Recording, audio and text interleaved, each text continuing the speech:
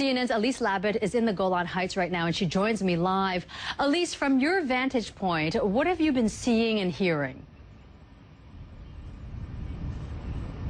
Well, Pauline, you can see the border crossing is just right behind me, and you can see smoke billowing up.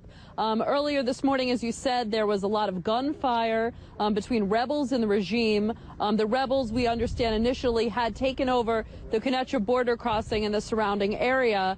And now we understand that the regime has retaken that area. We can hear a lot of gunfire in the area. We do understand from the Israeli Defense Force that some mortar shells, some fire had fallen across the Israeli border. Israeli tanks had been patrolling the area. They don't seem to be there right now, but certainly they're watching it very closely. Now, Quneitra is on the Syrian side, right near that border. Why is it a strategically important city in the conflict?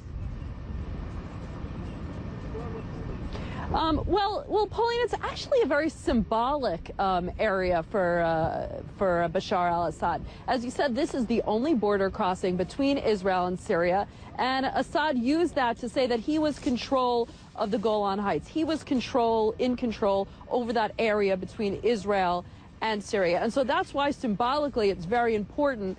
It is an artery from the north to the south, but not the main artery. That is the artery from Jordan, but it does travel from Damascus and to the south, so it is an important area, but certainly it is of more symbolic importance in terms of the border with Israel for the regime.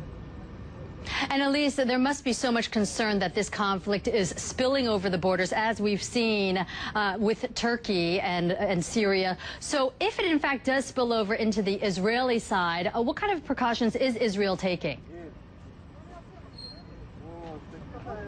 Well, obviously, Israel is concerned about some spillover. I would say that the main concern is really in the south on the border with Lebanon, that weapons are reaching Hezbollah fighters and then rockets and missiles, per se, that they can shoot across into Israel. Here on the border with Syria, Israel is concerned about some spillover, concerned about some of that fighting and gunfire reaching across this armistice line.